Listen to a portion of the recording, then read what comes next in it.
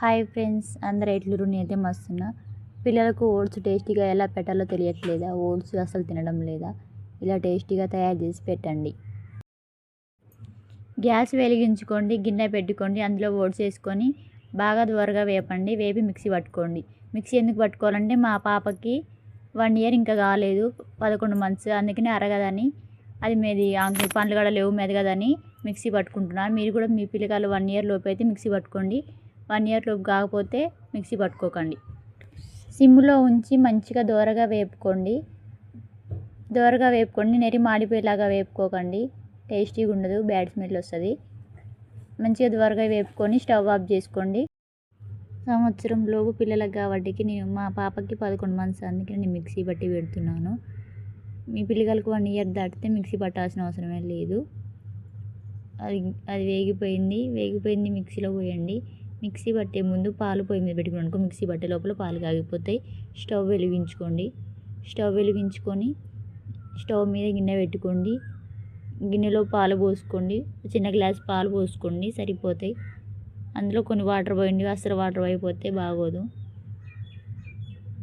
చిన్న గ్లాస్ పాలు, గ్లాసుని సగం వాటర్ పోసుకోండి. వాటర్ పోసుకొని అవి కాగబెట్టండి.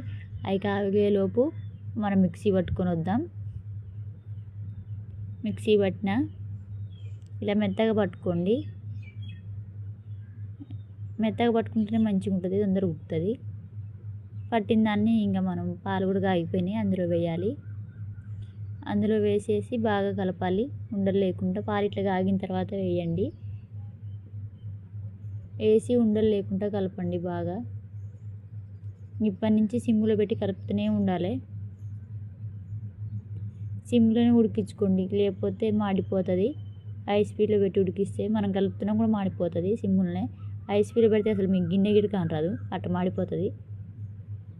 బాగా కలపాలి. మీకు కొంచెం మీ పిల్లగాళ్ళకి 1 ఇయర్ దాటితే కొంచెం అందులో బెల్లం వేసుకోండి, బాగుంటుంది. కొంచెం వేసుకోండి, షుగర్ వేసుకోకూడదు. షుగర్ ఇప్పటి నుంచి అలవాటు చేయవద్దు పిల్లలకి.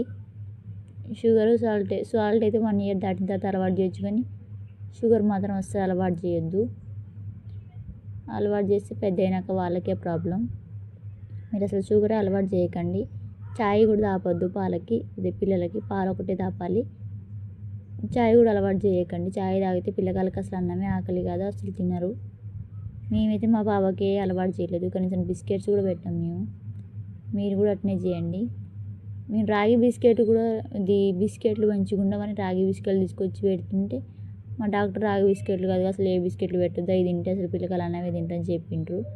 ఆయన చెప్పినట్టే చేస్తాం మేము, మా డాక్టర్ చెప్పినట్టే.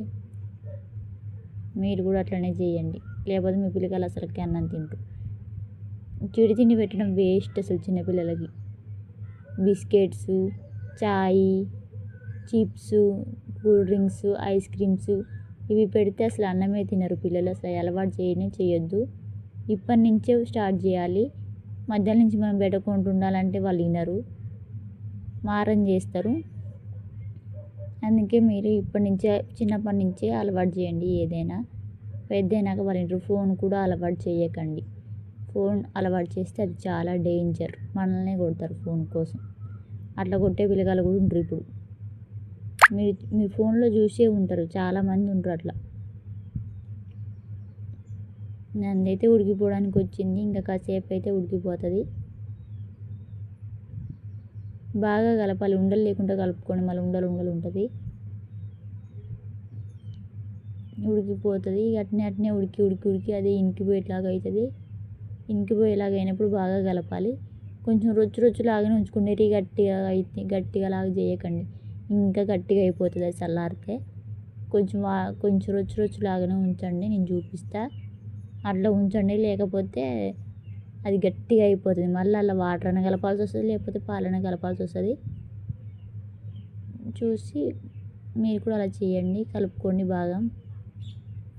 ఇప్పటి నుంచి కలపాలి, లేకపోతే అడుగంటిపోతుంది. కలుపుతూనే ఉండాలి, అది దగ్గర ఉడికినాక కలుపుతూనే ఉండాలి.